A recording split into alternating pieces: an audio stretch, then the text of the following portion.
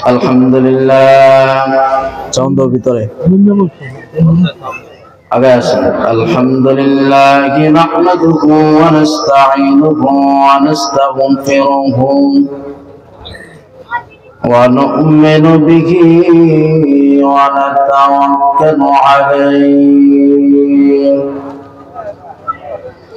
ওয়া নাউযু বিল্লাহি মিন শুরুরি আনফুসিনা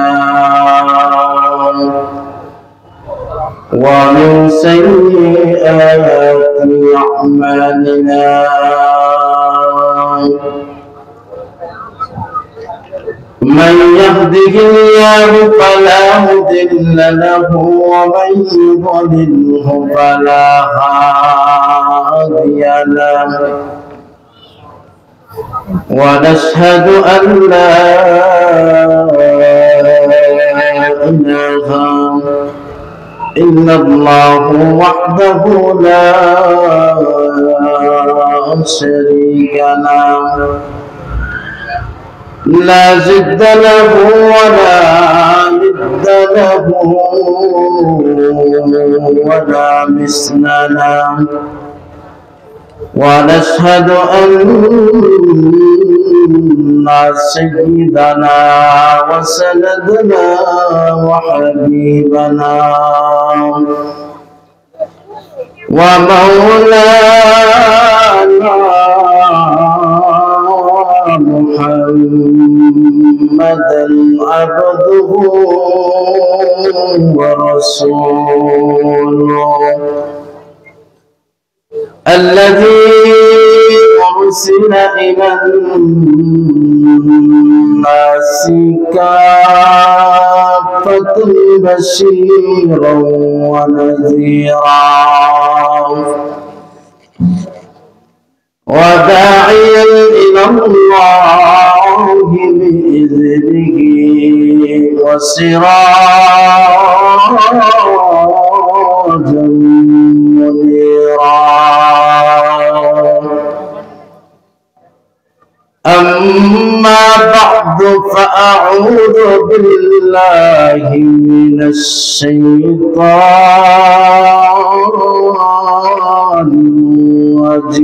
الرجيم بسم الله الرحمن الرحيم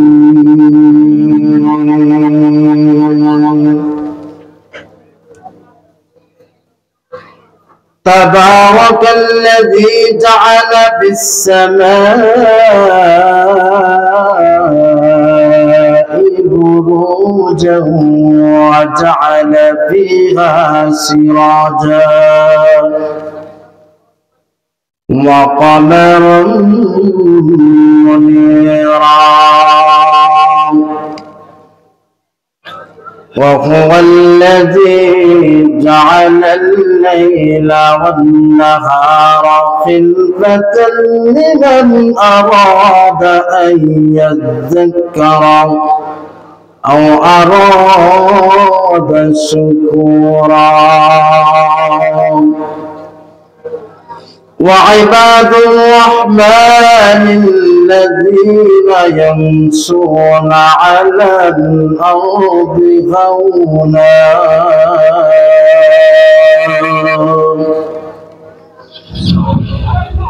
الإمام الباقر إن الحسد يأكل الإيمان كما تأكل النار الحطب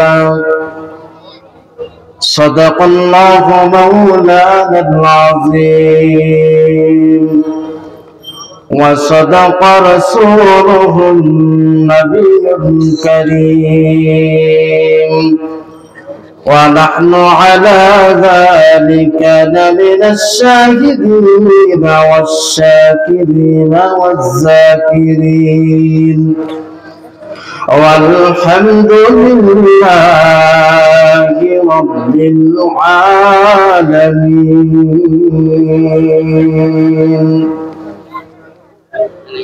درود شريف اللهم صل على محمد وعلى آل محمد كما صليت على إبراهيم وعلى آل إبراهيم إنك حميد مجيد সকলেই পড়ি আল্লাহুম্মা বারিক আলা মুহাম্মাদ ওয়া আলা আলি মুহাম্মাদ কামা বারাকতা আলা ইব্রাহিম ওয়া আলা আলি ইব্রাহিম إنك حميد مجيد بلغ العلا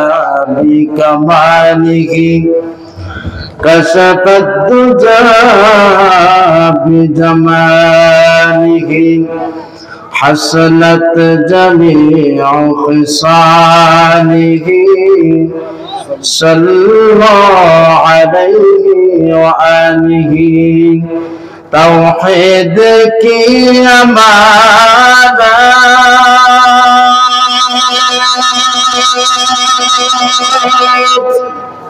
سینوں میں ہے ہمارا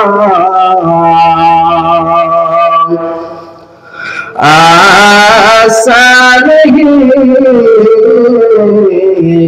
تعالى نام ونسى غمارات بلغ العلا بكماله كشف الدجى بجماله আপনারা কি রাগ করছেন নাকি আমার সাথে একটু পড়েন بلغ العلا بكماله كشف الدجى بجماله حسنت جميع خصاله صلوا عليه وآله لا إله إلا الله لا إله إلا الله لا إله إلا الله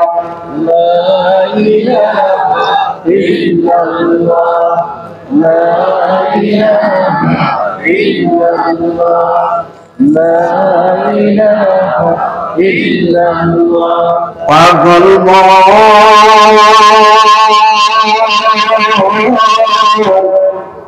کار لگیا کندادی بارشی اور بے دیکھو کیوں ہوگے نا تمہار سنگ ساتھی کار لگیا کندادی بارشی ভাই বলো বন্ধু বলো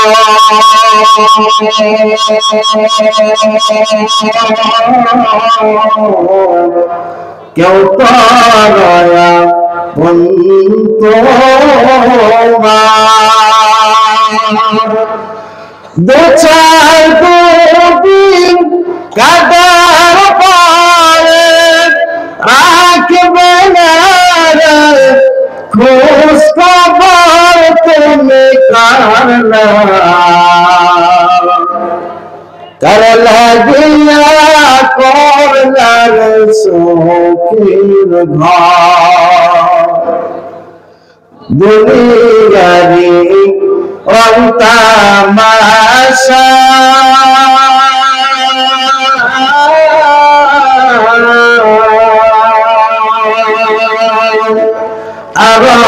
যত স্বপ্ন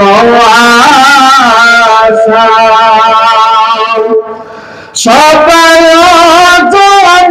বৃথা যাবে সবাই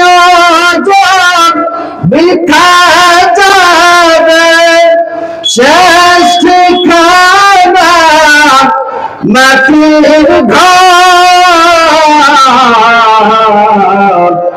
কার লাগিয়া করলাম সুখের ঘর, পাগল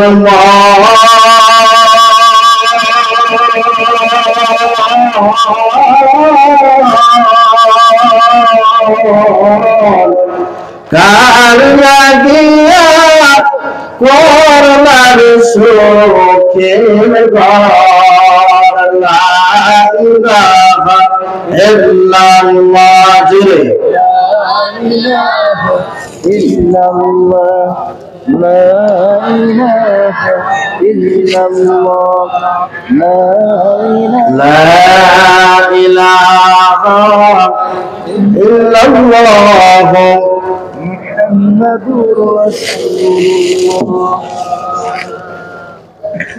সাল্লাল্লাহু আলাইহি ওয়াসাল্লাম। কুটিরা পশ্চিম পাড়া মক্তবের উদ্যোগে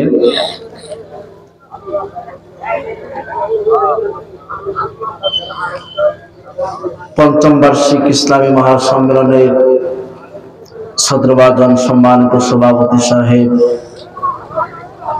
আলহাজ হযরত মাওলানা জয়নাল আবেদিন সাহেব দামাত বরকাতুহুম, সহসভাপতি আমাদের সকলের সুপরিচিত মুখ হযরত মাওলানা হাফেজ মোহাম্মদ সাইদুর রহমান সাহেব দামাত বরকাতুহুম, আরো হযরত উলামায়ে কেরাম, সামনে বসা আছেন যুবক ভাইরা, মুরব্বী বাবারা, পর্দার আড়ালে পর্দা নিশি সম্মানিত মা ও বোনেরা, আসুন সকল দল মত নির্বিশেষে একই মালিকের গোলাম হিসাবে আমাদের জবানকে উচ্চ আওয়াজ করে কৃপণতা ছেড়ে দিয়ে উচ্চ আওয়াজে সকলেই করি আলহামদুলিল্লাহ। আর একটু জোরে বলি আলহামদুলিল্লাহ।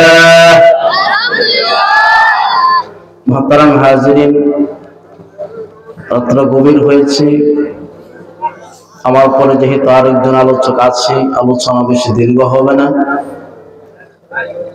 আমাকে যে বিষয় দেওয়া হয়েছে হিংসা বিদ্বেষ, পাশাপাশি সদ্গুষের কথা বলা হয়েছে, দুই সাবজেক্ট। এরপরেও দুটো সাবজেক্ট থেকেই কথা বলার চেষ্টা করব।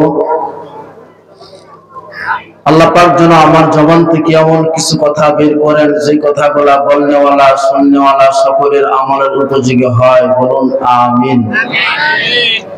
মুহতারাম হাজিরিন, আমি খুতবাতে পড়েছি আল্লাহ তাআলা বলেন ওয়াইবাদুর রহমানিল্লাযীনা ইয়ামশুনা আলাল আরদি হাওনা,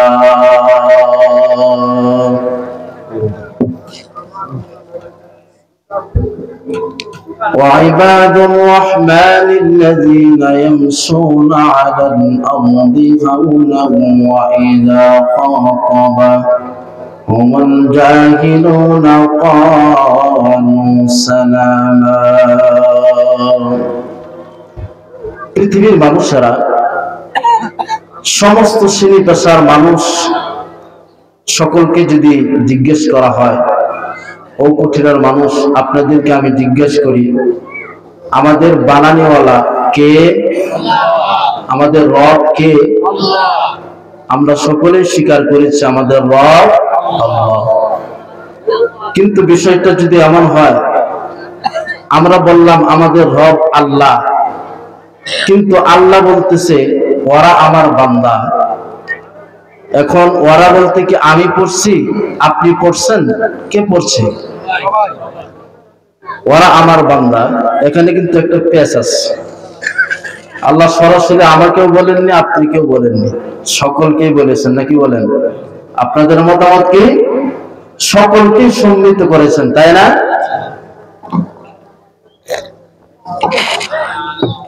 কিন্তু বিষয়টা এমন নয়।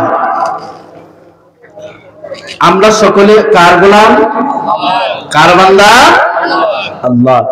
কিন্তু আল্লাহ বলতেছেন তারা আমার বান্দা। কারা?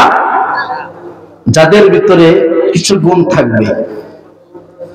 এক নম্বর হলো আল্লাহর বান্দা তারা যারা পৃথিবীতে বিনয়ের সঙ্গে চলাফেরা করে, অহংকার বিহীন জীবন যাপন করে, অহংকার মুক্ত জীবন যাপন যারা করে, তারাই হলো কেবলমাত্র একমাত্র কার বান্দা? আল্লাহ। সকলকে আল্লাহর বান্দা বলে আল্লাহ সার্টিফিকেট দেননি।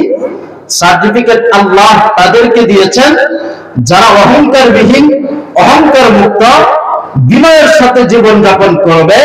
আল্লাহ সুবহানাহু ওয়া তাআলা ওই সমস্ত মুমিন মুসলমানদেরকে আল্লাহ বান্দা বলে সার্টিফিকেট দিয়েছেন। একবার বলা যাবে কি সুবহানাল্লাহ?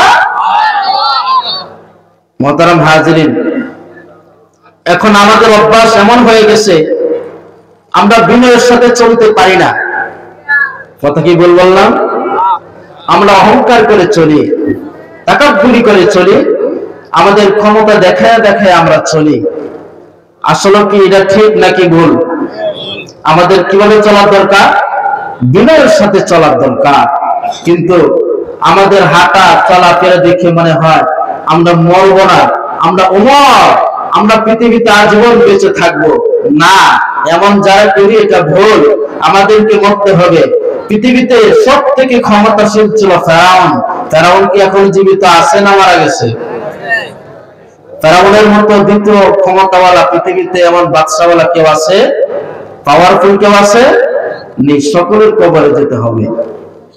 মুহতারাম হাজিরিন,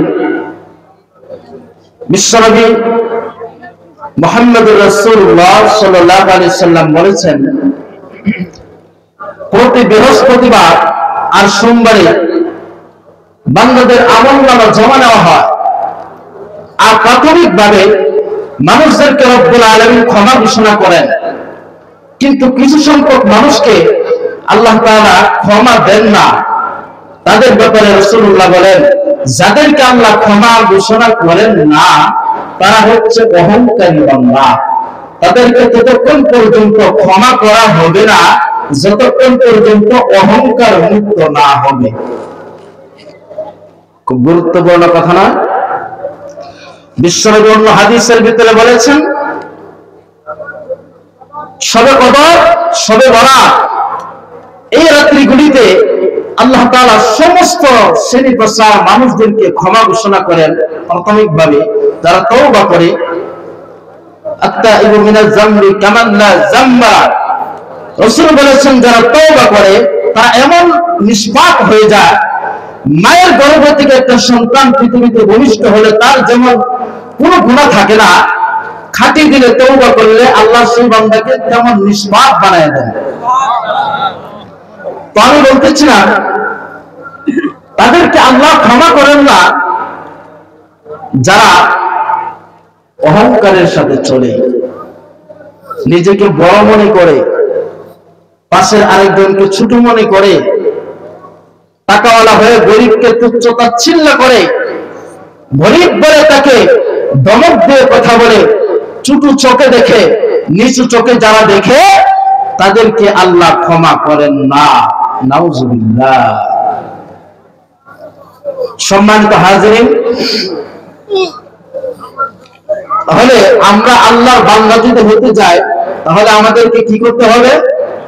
অহংকার মুক্ত জীবন যাপন করতে হবে। আমরা রাজি আছি না ইনশাআল্লাহ? অহংকার মুক্ত জীবন যাপন করব। কারো দুঃখে আমরা দুঃখী হব, কারো সুখে আমরা সুখী হব। ইন তামসাসকুম হাসানাতুন তাসউহুম, ইন তামসাসকুম হাসানাতুন তাসউহুম ওয়া ইন তুসিবকুম সাইয়্যাতুন ইয়াফরাহু বিহা ওয়া ইন তাসবিরু ওয়া তাত্তাকু লা ইয়াদুররুকুম কাইদুহুম শাইআ ইন্নাল্লাহা বিমা يعملون محيط।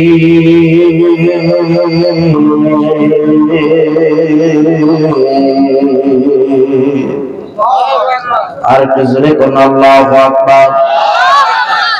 রব্বুল আলামিন ডাক দিয়া বলেন পৃথিবীর মানুষেরা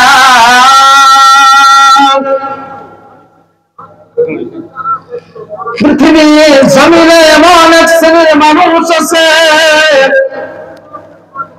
যে মানুষগুলো দেখবা অন্যের সুখের সময় সেই বান্দার মন খারাপ হয়, মাথা নষ্ট হয়, কিন্তু আরেকজনের দুঃখের বেলায় বান্দা হাসাহাসি করে, আসে না নাই?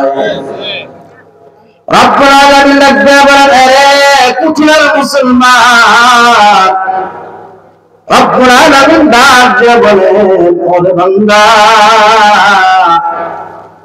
এমন যারা অন্যের দুঃখে দুঃখী হতে পারো না, অন্যের সুখে সুখী হতে পারো না, এমন ভুক্তভোগী যারা আছো, তোমাদেরকে আল্লাহ একটা সুন্দর পথ দেখে দিয়েছেন। রব্বুল আলামিন ডাক দিয়া বলেন রে কুঠির মুসলমান,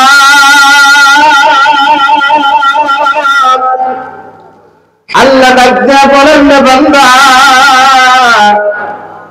তুমি যদি ইস্তিকামতের সাথে চলতে পারো রে বাবা, তুমি যদি আল্লাহর উপরে পুরোপুরি তাওয়াক্কুল করে চলতে পারো, আল্লাহর উপরে পুরোপুরি বিশ্বাস রেখে চলতে পারো, ক্ষমতাওয়ালা আল্লাহ, মারনেওয়ালা আল্লাহ, বাঁচানিওয়ালা আল্লাহ, গরিব বানানিওয়ালা আল্লাহ, টাকা দেওয়ালা আল্লাহ,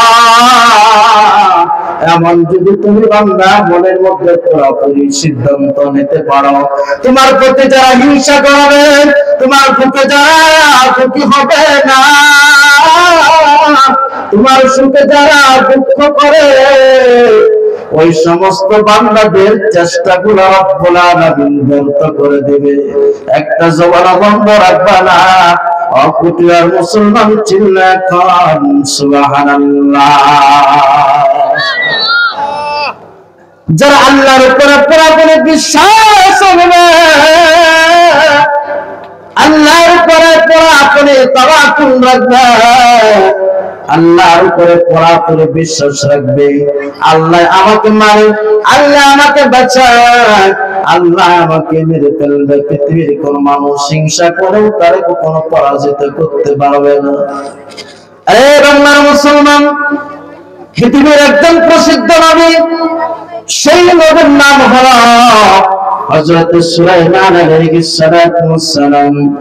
ও পুত্রের মুসলমান, সুলাইমান নবীর নাম জানেননি আপনারা? আর একটু জোরে বলুন, জানেননি? সুলাইমান নবীর নাম জানে না এমন মানুষ পৃথিবীতে খুঁজে পাওয়া যাবে না। সমস্ত ছোট বড় সব মানুষ সুলাইমান নবীর নাম জানে রে বাবা। হযরত সুলাইমান বাবার নবুয়তে, বাবার ক্ষমতাসীন, অল্প বয়সে বাবার রাজত্ব পেয়ে গেছে, অল্প বয়সে বাবার রাজত্ব পেয়ে গেছে। হযরত সুলাইমান আলাইহিস সালাম, বাবা আমার দিকে নজর দেন, আমি কিন্তু ডাইরেক্ট আলোচনা করতেছি, বেশি ভূমিকা নেব না, বেশি লম্বা আলোচনা করব না, শুধু আমার আলোচ্য বিষয়টা বুঝে প্রধান বক্তার হাতে আপনাদেরকে উঠায় দেব বাবা। অকুটির মুসলমান, হযরত সুলাইমান আলাইহিস সালাম, পয়গম্বর সুলাইমান এখনো পর্যন্ত বিয়ে করেন নাই, তিনি রাজা হয়ে গেছে, প্রধানমন্ত্রী হয়ে গেছে, বাবা রাজত্ব হাল ধরছে। হযরত সুলাইমান আলাইহিস সালাম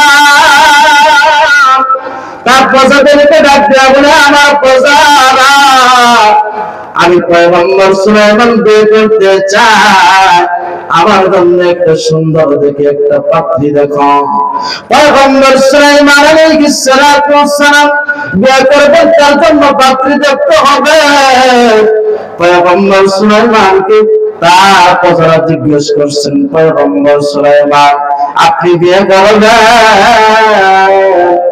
কেমন মেয়ে বিয়ে করবেন? যে কোনো মেয়ে আপনি বিয়ে করবেন না, কয়টা গুণ লাগবে বিয়ে করার জন্য পাত্রী দেখবো, কয়টা গুণ লাগবে পাত্রী? হযরত সুলাইমান আলাইহিস সালাম ডাক দিয়ে বলেন, আরে আমার ছেলেরা, আমার জন্য যদি পাত্রী দেখতে চাও, অন্তত পক্ষে 6টা গুণ লাগবে। জোরে বলেন, কয়টা গুণ? আরো জোরে বলুন কয়টা?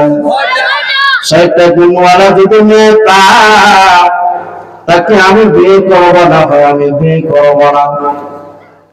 পয়গম্বর সুলাইমান আলাইহিস সালাম 6টা গুণের বর্ণনা করতেছে মানুষ।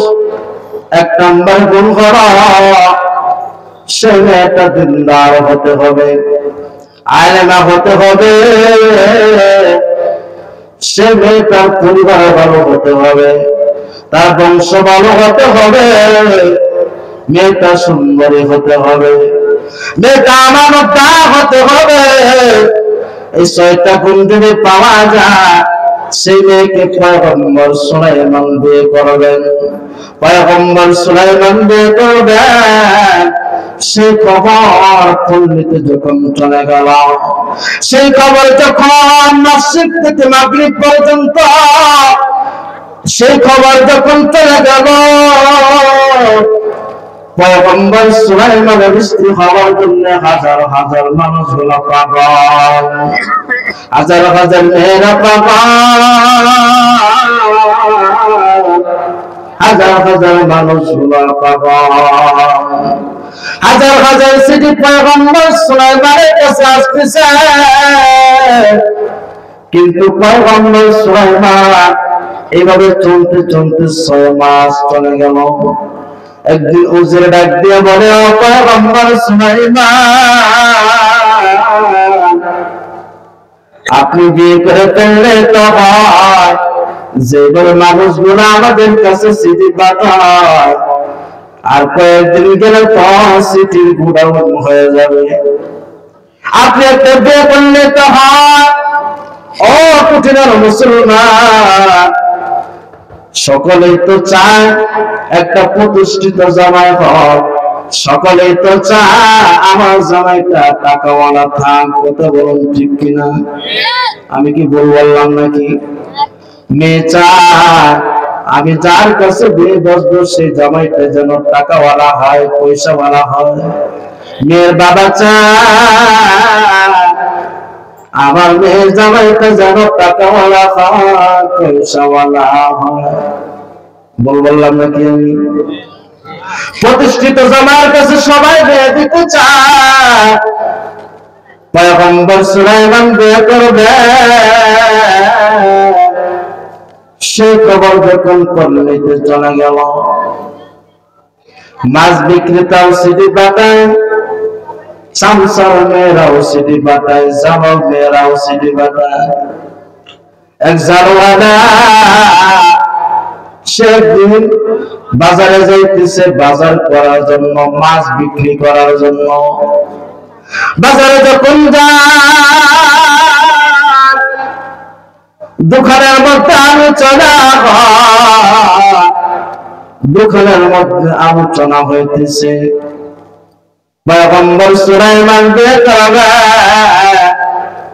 পয়গম্বর সুলাইমান বিয়ে করবে। 6টা গুণ বলছে, কি কি গুণ? দোকানে আলোচনা হয়, দোকানের সামনে দিয়ে সেই মাছ বিক্রেতা যাওয়া যায়। ও মুসলমান, দোকানের মধ্যে আলোচনা আমাদের সমাজে বোধহয় হয় না।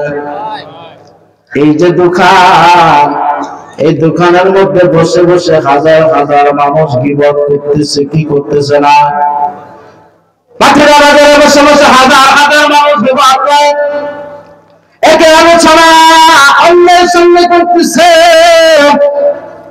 একজনের দোষ আরেকজনের সাথে বলতেছে, ও ভাই তোমার নেকামল কিন্তু সব চলে যাইতেছে বাবা, শূন্য হয়ে যাইতেছে। তুমি পয়গম্বর হাদিস শরীফের মধ্যে বলেন, এক ভাই অন্য ভাই যদি সমালোচনা করে দোষ করতে পারে, তাহলে তার সমস্ত নেকামল ও আমল নামায় চলে যায়, তার আমল নামার মধ্যে সমস্ত নেকামল গুলি চলে যায়।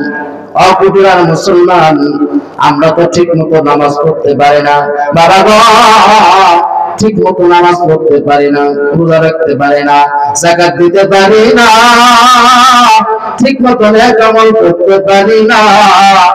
এরপরেও যদি আমরা গীবত করি তাহলে আমাদের নেক আমল এমনিতেই আরো শূন্য হয়ে যাবে। কথা বলুন ঠিক কিনা? এভাবে গীবত করা যাবে না, পিছনে পিছনে সমালোচনা করা যাবে না। পয়গম্বরের ইরশাদ, দোকানটা ছোটখাটো একটা আদালত হয়ে গেছে, দোকানের মধ্যে নির্বাচন হয়ে যায়, কারে ভোট দিবি, অমুক রে ভোট দিব, কারে কি করবি, অমুক রে যাবো, টাকা যে বেশি দিচ্ছে তার দিকে যাবো। কথা ঠিক না বেঠিক? দোকানের মধ্যে সব তোমাদের আলোচনা হয়, সমালোচনা হয়, বাবা এগুলো ছেড়ে দেন, সব আলোচনা ছেড়ে দেন। মানুষের কোন কোন আলোচনা করেন, কোন মসজিদের ইমাম সাহেব কেমন, সব কিছু দোকানে বিচার হয়ে যায়। অনেক কোটির মুসলমান বলতেছিলাম, মাছ বিক্রেতা যখন সে দোকানের সামনে দিয়ে যায়, দোকানের সামনে দিয়ে যাওয়ার সময় সেই গুণগুলা যখন শূন্য 6টা গুণের কথা বলছে পয়গম্বর সুলাইমান, যারা ডাক্তার বলতেছে এই সবগুলা গুণ আলহামদুলিল্লাহ আমার মেয়ের মধ্যে সব গুণগুলা আছে, আমার মেয়ের মধ্যে সব গুণগুলা আছে। রাত্রেবেলা বাড়িতে চলে গেলাম, মানে স্ত্রী ডাকতে বলে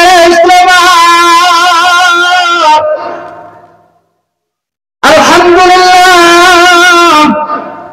পয়গম্বর সুলাইমান যে সমস্ত গুণের কথা বলছে সব গুণগুলো আমার মেয়ের মধ্যে আছে। আমার পাড়া বেবি, আমি আমার মেয়েটাকে পয়গম্বর সুলাইমানের কাছে দিয়ে দেওয়ার প্রস্তুতি নিতেছি। স্ত্রী রাখতে আমার পাড়ার সঙ্গে আবার আপনি আপনার মেয়েকে পয়গম্বর সুলাইমানের কাছে দিয়ে দিবেন, আপনার তো পয়গম্বর সুলাইমানের শ্বশুর হওয়ার যোগ্যতা নাই। বলে কেন যোগ্যতা নাই? আমার মেয়েটাকে মাদ্রাসায় পড়াইলাম, আলেমা বানাইলাম, দিনদার বানাইলাম, আমানতদার বানাইলাম, আমার ভিতরে সব গুণগুলাই তো আছে, আমার মেয়ের মধ্যে আছে। আবার স্ত্রী রাখতে বলে যদি আপনার মেয়ের ভিতরে সব গুণ আছে, কিন্তু পয়গম্বর সুলাইমান আপনি একজন যারা মেয়েকে পয়গম্বর সুলাইমান দিয়ে দিবে না, কারণ পয়গম্বর সুলাইমান হল একজন বাদশা হয়ে যারা মেয়েকে কোনোদিন দিয়ে নিতে পারে না। পয়গম্বর সুলাইমান আপনাকে শ্বশুর বানায় না। আসসালামু তাআলা রাহমাতুল্লাহি আলাইহি, আসসালামু তাআলা রাহমাতুল্লাহি আলাইহি বলেন, পরের দিন সকালবেলা মা তার সন্তান তার মেয়ের মাথা গুলো আশ্রয় দিতেছে, মা তার পরিবার টুকরা মেয়েটাকে যখন মাথা আশ্রয় দিতেছে, মা ডাক দিয়া বলে রে আমার পরিবার টুকরা মেয়ে, তোমার কত কষ্ট করে আলেম বানাইলাম, দিনদার বানাইলাম, মুত্তাকিন বানাইলাম, মারে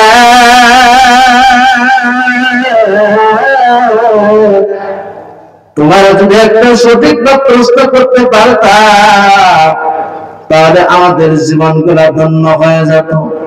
শুনছি নাকি পয়গম্বর সুলাইমান দেখতে চায়, পয়গম্বর সুলাইমানের হাতে তোমাকে তুলে দিতে পারলে আমার জীবন সার্থক হয়ে যেত। মেয়েটা বসে থেকে দাঁড়ায় গেল, মাকে ডাকতে বলে মা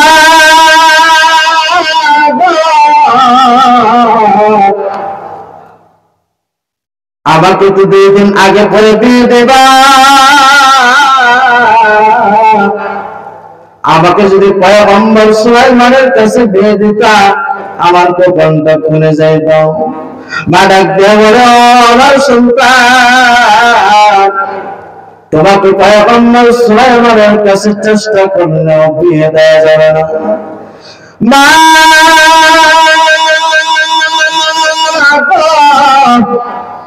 কেন আমাকে পয়গম্বর সুলাইমানের কাছে বিয়ে দেওয়া যাবে না? বলে মা তোমার বাবা হলো জানো মেয়েকে পয়গম্বর সুলাইমান বিয়ে নেবে না, পয়গম্বর সুলাইমান তোমাকে বিয়ে নেবে না।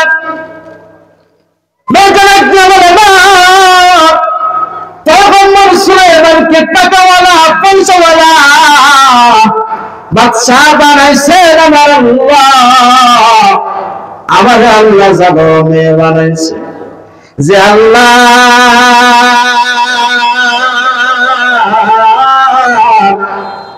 পয়গম্বর সুলাইমানকে বাদশা বানাইছে, সে আল্লাহ আমার বাদশা বানায়া পয়গম্বর সুলাইমানকে ফকির বানায়া সেই ঘরে আমার আল্লাহ নিতে পারে। ও ভাই একটু জবাব দেন, মেয়েটা আশা করতে পারে কি পারে না? ভাই কষ্ট হচ্ছে আপনাদের?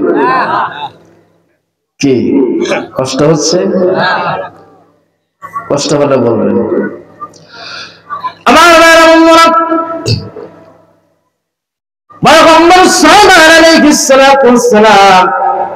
তোমাকে মেয়ে বিয়ে দিবে না গো মা। মেয়ে যখন পারাপারি করে মা, তারা মেয়ের গালের মধ্যে জুড়ে একটা থাপ্পড় মেরে দিল। মেয়েটা লাগবে আমার নাম, আমি পয়গম্বর সুলাইমানের স্ত্রী হওয়ার কারণে হতে চাই কারণে আমার গালের মধ্যে মা তুমি থাপ্পড় মারলা। মা গো, আমি জীবনে আল্লাহর দরবারে কোনো কিছু চাই নাই। ও মা, আজকে থেকে আমি আল্লাহর দরবারে চাইতে শুরু করব। আল্লাহ যেন একদিনের জন্য হলো আমাকে পয়গম্বর সুলাইমানের স্ত্রী বানায় দেয়। জোরে জোরে কন্যা সুবহানাল্লাহ। মেয়েটা আল্লাহর কাছে চাইতেছে, সঠিক পথে গেল নাকি ভুল পথে গেল? সঠিক পথে গেল, কারণ আমাদের চাওয়ার জায়গা কেবলমাত্র একমাত্র হলো আল্লাহ। ঠিক কিনা বলো? আমাদের চাওয়ার জায়গা কোথায়? আল্লাহর দরবার। পৃথিবীর কোন দরবারে আমরা চাই না। যারা মাজারে চায় ভুল করে, যারা কবরে চায় ভুল করে, যারা বিভিন্ন জায়গায় চায় তারা মারাত্মক ভুল করে। অনেক কুটিরে মুসলমান, আমার আল্লাহ ডাক দিয়ে বলেন, আল্লাহু লা ইলাহা ইল্লা হুয়াল হাইয়্যুল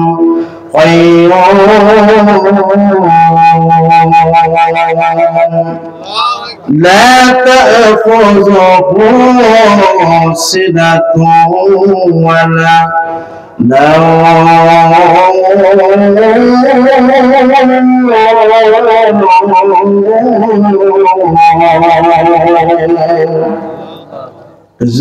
الله أكبر. রব্বুল আলামিন ডাকতে বলেন, পৃথিবীর মানুষেরা, আমি রব্বুল আলামিন তোমাদেরকে দেওয়ার জন্য আমি আল্লাহ ঘুমাই না, আমি আল্লাহ তন্দ্রাও খাই না, আমি আল্লাহ নিদ্রাও খাই না, আমি আল্লাহ জিমাও না। কারণ বান্দা তুমি যখন গভীর রজনীতে হয়, মুসলমান, আল্লাহ যদি ঘুমায় যেত, আমরা বক্তা যারা রাত্রে বেলায় চলাফেরা করতে হয়, দুইটা নাই তিনটা নাই, সব দরজাগুলি বন্ধ হয়ে যায়। এমপি সব তখন ঘুমায় যায়, মন্ত্রী সব ঘুমায় যায়, চেয়ারম্যান সব ঘুমায় যায়, মেম্বার সব ঘুমায় যায়, আমার মা বাবা পর্যন্ত ঘুমায় যায়। কিন্তু আমার আল্লাহ তিনি ঘুমান না। বান্দা কখন বিপদে পড়লে আমি আল্লাহকে আল্লাহ বলে ডাক দিবে। আর আমি আল্লাহ যদি বান্দার উপকার না করতে না পারি, কেন অভাব হয় না? না না, আমি আল্লাহ ঘুমাইব না, তন্দ্রাও যাইব না, নিদ্রাও যাইব না। বান্দা যখন গভীর রজনীতে বিপদে পড়লাম, আমি আল্লাহকে আল্লাহ বলে ডাক দিবে। বান্দার উপকারের জন্য আমি আল্লাহ গভীর রজনীতে উপস্থিত হয়ে আছি। জোরে জোরে কন্যা সুবহানাল্লাহ। আরে কুদরে মুসলমান, এত বড় আল্লাহ, এত বড় রহমান, এত বড় গফফার থাকার পরে আমরা যদি মাদের চাইটা আল্লাহর সাথে নাশুকরিয়া হয়ে যাবে, আল্লাহর সাথে ভিন্ন রকমের জিনিস হয়ে যাবে রে বাবা। আমরা কোনো মাজারে চাইব না, আমরা কোনো কবর চাইবো না, আমরা কোনো কিছুর মধ্যে চাইবো না, একমাত্র চাইবো আমার মালিক আল্লাহর দরবারে। ঠিক কিনা বলেন? আমার যেই কথা আমি বলতেছিলাম, সেই মেয়েটা আল্লাহর দরবারে সিজদায় পড়ে গেল। আল্লাহর দরবারে সিজদা পড়ে বলে,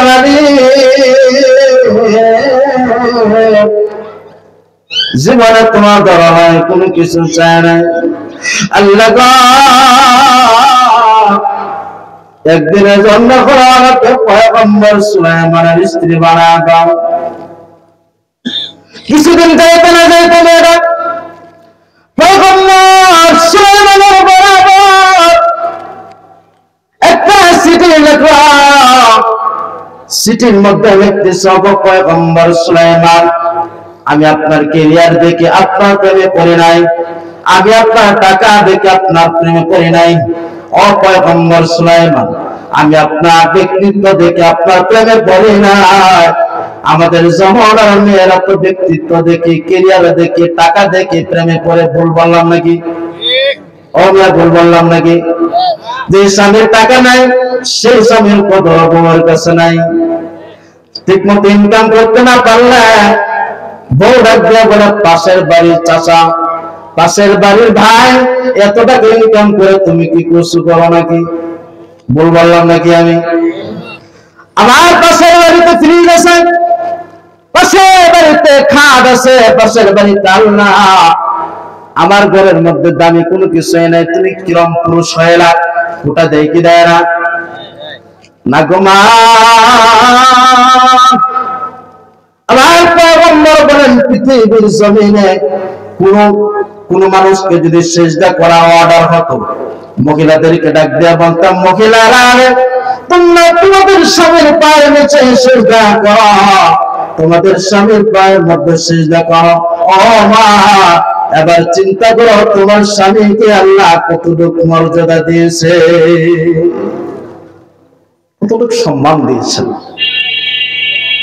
তুমি বলে যাওয়ার পরে যদি তোমার স্বামী ডাক দেয়া বলে, আমার স্ত্রীটা মারাত্মক বামক ছিল, আল্লাহর কসম কে আপনি কুটেরা মুসলমান বিশ্বনবী হাদিস শরীফের মধ্যে বলেছে, আপনি মারা যাওয়ার পরে যদি আপনার স্বামী বলে আপনি ভালো ছিলেন গো মা, আল্লাহর নবী বলেন বিনা হিসাবে আপনার জন্য জান্নাতের দরজা খোলা। ও ভাই আমার, আপনি মারা যাওয়ার পর আপনার স্ত্রী যদি বলে আলহামদুলিল্লাহ আমার স্বামীটা যথেষ্ট পরিমাণ ভালো ছিল, বিশ্বনবী বলেন আপনার জন্য জান্নাতের দরজা খোলা, মৃত্যুর পরে থেকেই খোলা। আর জোরে কন্যা সুবহানাল্লাহ।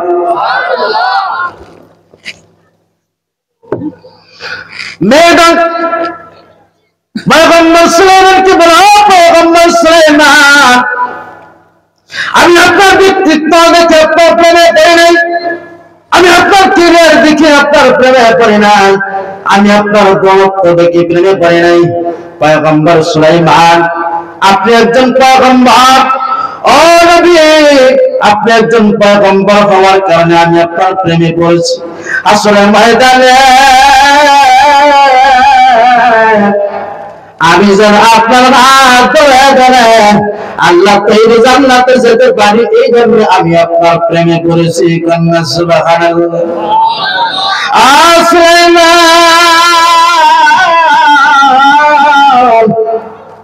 আমি একজন জেলেমি হওয়ার কারণে আমাকে দূরে ঠেলে দিবেন না। আলহামদুলিল্লাহ, যে সমস্ত গুণের কথা আপনি বলেছেন সবগুলো গুণ আমার মধ্যে আছে, আমি জেলের মেয়ে হওয়ার কারণে আমাকে দূরে ঠেলে দিবেন না। পয়গম্বর সুলাইমান আলাইহিস সালাতু ওয়াস সালামের কাছে সেই চিঠি পাঠানোর পরে সেই চিঠি চলে গেল পয়গম্বর সুলাইমানের উজিরের কাছে।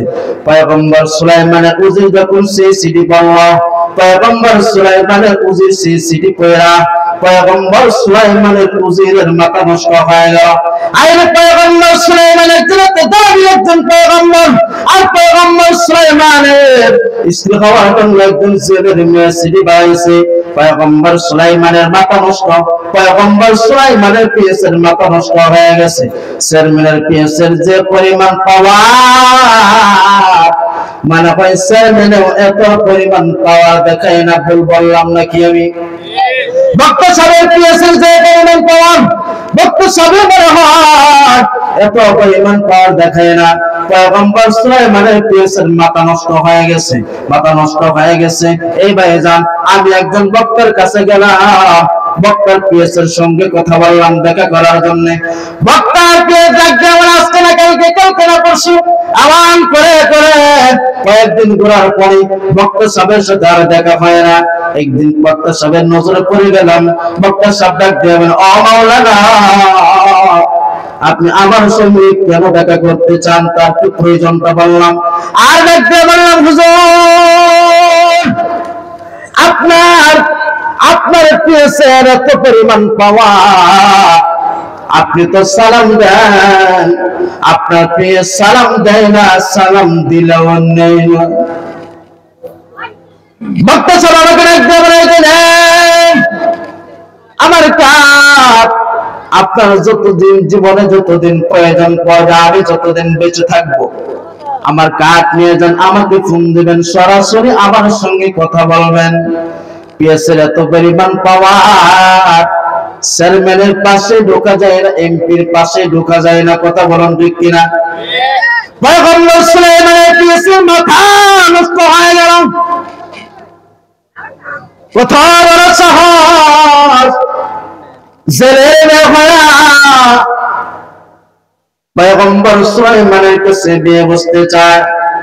পয়গম্বর সুলাইমানকে ডাক দিয়ে বলে, ও পয়গম্বর সুলাইমান, আপনি বিয়ে করলে তো হয়ে যায়, আপনি কেমন এত বড় সময় অপেক্ষা করতেছেন, এত সময় অপেক্ষা করতেছেন?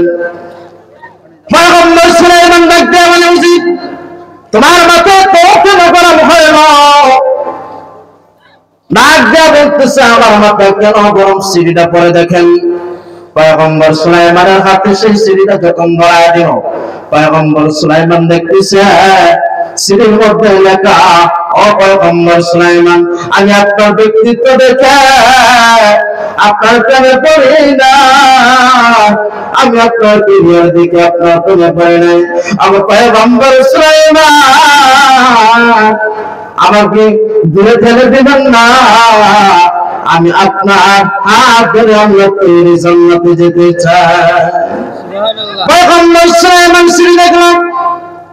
পয়গম্বর সুলাইমান আলাইহিস সালাতু ওয়াস সালাম সিঁড়িটা দেখার পরে পয়গম্বর সুলাইমান তিনি সিঁড়িটা জমিনের মধ্যে নিক্ষেপ করলেন আর বলতেছে, যাব মেয়ে হয়ে, ব্রাহ্মণের মেয়ে হয়ে চন্দ্রে হাত দেওয়া এত বড় সাহস কে দিল, এত বড় কলিজা তবে কে দিল? অকুটেরা মুসলমান, পয়গম্বর সুলাইমান এখন যে কথাটা বলল, এই কথাটা বলাটা কি ঠিক হয় নাকি ঠিক হয় না? আর একটু জোরে কন না, আর জোরে কন। বেটি হয় নাই, বেটি হয় নাই। কেন বেটি হয় নাই জানেন?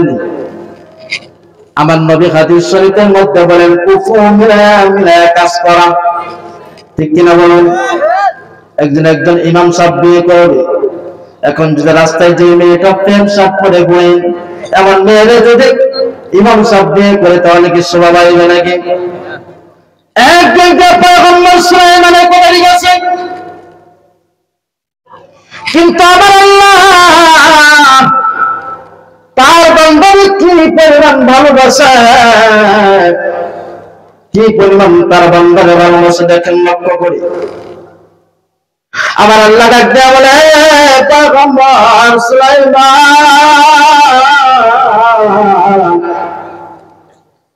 তুমি নবুয়ত পেয়েছো, তুমি একজন নবী, নবী হিসাবে তোমার কথা বলাটা ঠিক হয় নাই। আমি আল্লাহর কাছে সেই কথাটা পছন্দ হয় না, কারণ আমি আল্লাহ তোমার নবুয়ত দান করেছি, তুমি নবী হিসাবে সেই কথাটা বলাটা ঠিক হয় নাই।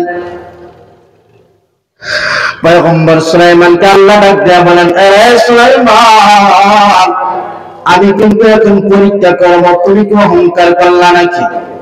ও কুটিরা মুসলমান, আমাদের সমাজে এমন মানুষ আছে যে মানুষগুলা গরিবদেরকে তুচ্ছ তাচ্ছিল্য করে, এমন মানুষ আছে না নাই? আর জুড়ে বলুন আছে না নাই?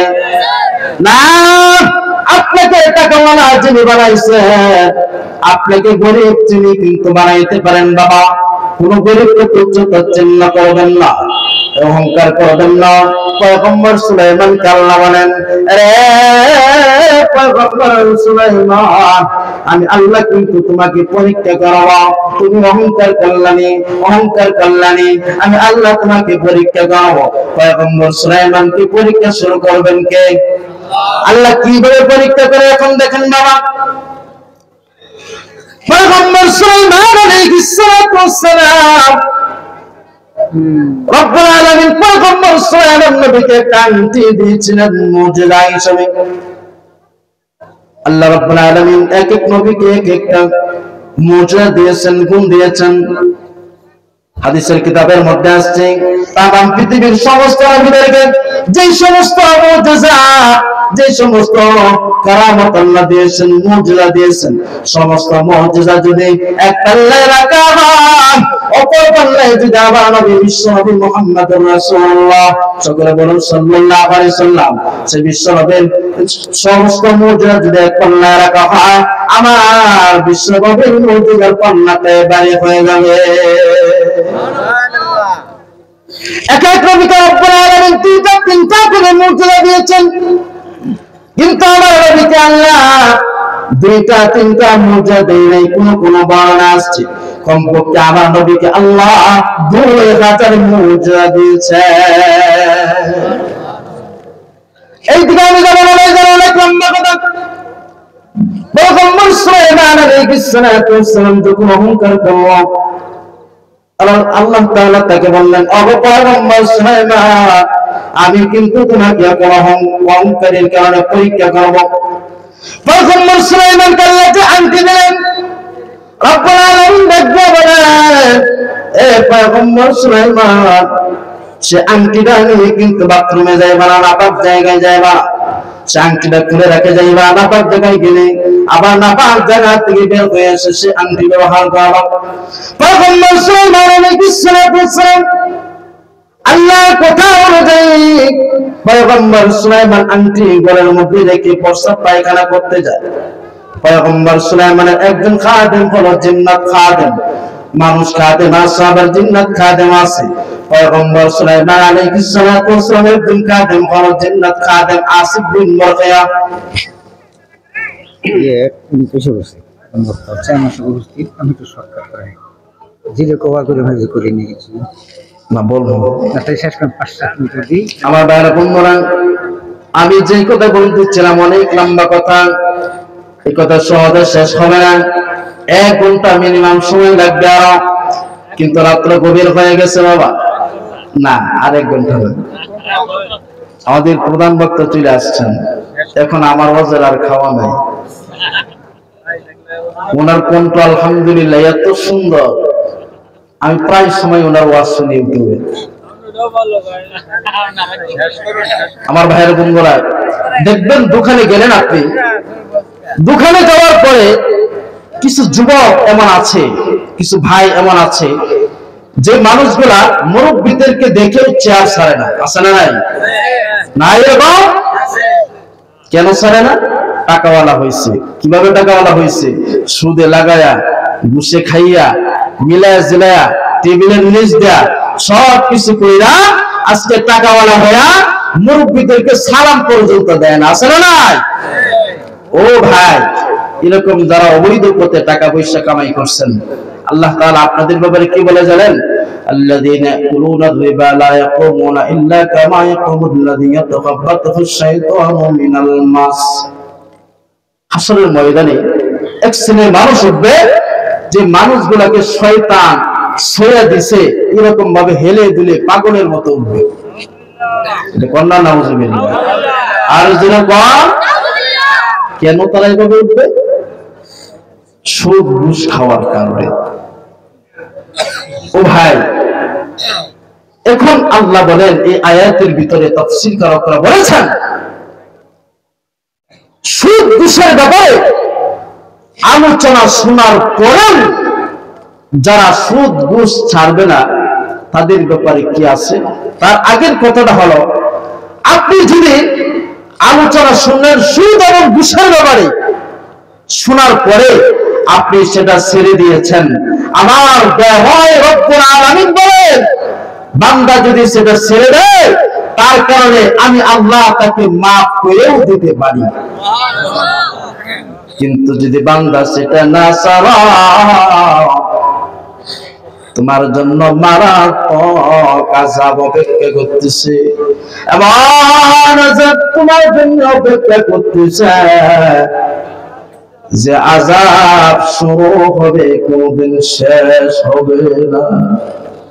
এত ভয়ঙ্কর আযাব আমাদের জন্য অপেক্ষমান হয়ে আছে। আমার ভাইরা বন্ধুরা, তাহলে যারা আমরা সুদ ঘুষ খাই আমাদের কি মরতে হবে না? জোরে বলুন, মরতে হবে কি হবে না? অন্ধকার কবরে আমাদের সকলকে চলে যেতে হবে। আপনাদের দুটো পা আমার দুটো হাত ধরে বলছি, ভাই সুদ ঘুষ খায়েন না। কারণ রাসূলুল্লাহ সাল্লাল্লাহু আলাইহি সাল্লাম হাদিস শরীফের ভিতর বলেছেন, আচ্ছা এখন যদি আপনারা শুনেন কোন মানুষ তার মার সঙ্গে জিনা করে, আপনারা তাকে কি পরিমাণ খারাপ বলবেন? গর্ভধারিণী মায়ের সঙ্গে যদি কেউ জিনা করে, সেই খবর যদি কুটিরার মানুষ শুনে, মানুষের কি পরিমাণ খারাপ লাগবে একটু চিন্তা করছেন? রাসূল হাদিসের ভিতরে বলেছেন, যারা সুদ ঘুষ খায় তারা মার সঙ্গে জিনা করে। আর একটু আস্তে কোন না, নাউজুবিল্লাহ। মহিলারা শুনবে, আরো আর আস্তে কোন। তাহলে আমরা কি সুদ ঘুষ নেব? আমরা সুদ ঘুষকে না বলবো, কি বলবো? সুদ ঘুষকে আমরা কি বলবো? ভাইজান, সারমর্ম কথা হলো, রাসূলুল্লাহ সাল্লাল্লাহু আলাইহি ওয়াসাল্লাম বলেছেন, প্রধান বক্তা আসছে, বিশ্বনবী মুহাম্মদুর রাসূলুল্লাহ সাল্লাল্লাহু আলাইহি ওয়াসাল্লাম হাদিস শরীফের মধ্যে বলেছেন, যারা সুদ ঘুষ আওয়াজ শোনার পরেও যারা ছাড়বে না, তাদের জন্য আজীবনের জন্য জাহান্নাম অবধারিত হয়ে যাবে। রে বাংলার মুসলমান, ও কুটিরার মুসলমান, ও আমার পর্দানিশা আম্মা জান, জাহান্নামের আগুনের মধ্যে বাবা শোয়ার মতো শক্তি সমর্থ আমাদের আছে নাকি? জাহান্নামের আগুনে বাবা সহ্য করার মতো ক্ষমতা আমাদের না, জাহান্নামের আগুন সহ্য করার মতো ধৈর্য আমাদের নাই। আল্লাহ তাআলা আমাদেরকে দুর্বল করে বানাইছে, আল্লাহ আমাদেরকে খুবই দুর্বল করে বানাইছে রে বাবা। 5 টাকা প্লেটের কাছে আমি দুর্বল, একটা মশলা কামড়ের কাছে আমি দুর্বল। ও বাবা, আমি একজন মাছির কাছে দুর্বল, আমি একটা সাপের কামড়ের কাছে দুর্বল, আমি বেতন আঘাত সহ্য করতে পারি না, আমার উপর বড় কষ্ট হয়। কিন্তু জাহান্নামের আগুন, সুদ ঘুষ খাওয়ার কারণে জাহান্নামের আগুন যে জ্বলবে, সেই আগুন আমরা কেমনে সহ্য করবো রে বাবা? বিশ্বনবী হাদিস শরীফের মধ্যে বলেন, আরে কুটিরার মুসলমান, বিশ্বনবী আমার বলতেছেন, মানুষেরা জাহান্নামের আগুনকে আল্লাহ নিজের হাতে কুদরতি হাতে বানাইছে। আল্লাহ কেন কুদরতি হাতে বানাইছে জানা? কুদরতি হাতে বানানোর কারণ হলো রে বাবা, কোন কামলা দিয়ে যখন কাজ করা, সেই কাজের মধ্যে পূর্ণতা হয় না, অপূর্ণতা থেকে যায়। কিন্তু আল্লাহ নিজের হাতে জাহান্নাম কেন বানাইল? তার কারণ হলো জাহান্নামের মধ্যে যেন কোনো অপূর্ণতা না থাকে। আরে কুটিরার মুসলমান, জাহান্নামের আগুন আল্লাহ নিজের হাতে 3000 বছর গরম করেছে। আল্লাহ জাহান্নামের আগুনকে 3000 বছর কেন গরম করলো? এ বান্দা সুদ ঘুষ খাওয়ানেওয়ালা ভাই মনোযোগ দিয়ে শোনো, জাহান্নামের আগুন আল্লাহ 1000 বছর গরম করার পর আল্লাহ ডাক দেয়া বলে, 1000 বছর জাহান্নামের আগুন উত্তপ্ত করলে হবে না, 1000 বছর জাহান্নামের আগুন গরম করলে হবে না। বান্দার জন্য আমি আল্লাহ হায়াতের ব্যবস্থা করে দিলাম, বান্দার জন্য আমি আল্লাহ পানির ব্যবস্থা করে দিলাম, বান্দার জন্য আমি আল্লাহ সূর্যের ব্যবস্থা করে দিলাম। বান্দা কোনদিন বলে না আল্লাহ আমাকে দুটো কিডনি দাও, আমাকে দুটো হাত দাও, দুটো পা দাও। আমি আল্লাহর কাছে কোনদিন বলে না, তারপরেও আমি আল্লাহ রহমতের নজর দিয়ে বান্দার জন্য ব্যবস্থা করে দিলাম। এরপরেও যারা সুদ ঘুষ খাবে, মায়ের সাথে জিনা করবে, ওই সমস্ত বান্দাদের জন্য কয়েক বছর আগুনে গরমে হবে না, জাহান্নামের আগুন করে 1000 বছর পর্যন্ত গরম করো। জোরে জোরে কান্না নাউজুবিল্লাহ। ও মানুষ, বিশ্বনবী ডাক দিয়ে বলেন, বাবারা আমার, জাহান্নামের আগুনকে আল্লাহ তাআলা বলে আগুন হবে না, 1000 বছর পর্যন্ত জাহান্নামের আগুনকে গরম করো। বান্দার পর্যাপ্ত পরিমাণ শাস্তি হবে না। এত নিয়ামত আমি আল্লাহ দান করেছি, এত নিয়ামত দান করেছি। এই শুরু থেকে আমি আল্লাহ তবে সৃষ্টি করলাম, শুরু থেকে আমি আল্লাহ সৃষ্টি করার পর যেভাবে অর্ডার করে দিছে এখনো পর্যন্ত ঠিক তেমনি ভাবে চলতেছে। কিন্তু মানুষ হওয়ার পরেও আমি আল্লাহর হুকুম মানে নাই, আমি আল্লাহর বিধান মানে নাই, আমি আল্লাহর হুকুম মানে নাই। সূর্যকে আমি যেভাবে বললাম, সূর্য যেদিনকে সৃষ্টি করা হয় সেই দিন থেকে এখন পর্যন্ত একটা সেকেন্ডের জন্য এদিক সেদিক নড়াচড়া করে নাই। কিন্তু মানুষকে আমি আল্লাহ পবিত্র কোরআনের মাধ্যমে জানায় দিয়েছিলাম, আল্লাযীনা ইয়াকুলুনা রিবা লা ইয়াকুমুনা ইল্লা কামা ইয়াকুমুল্লাযী ইয়াতাখাব্বাতুহু শাইতানু মিনাল মাস।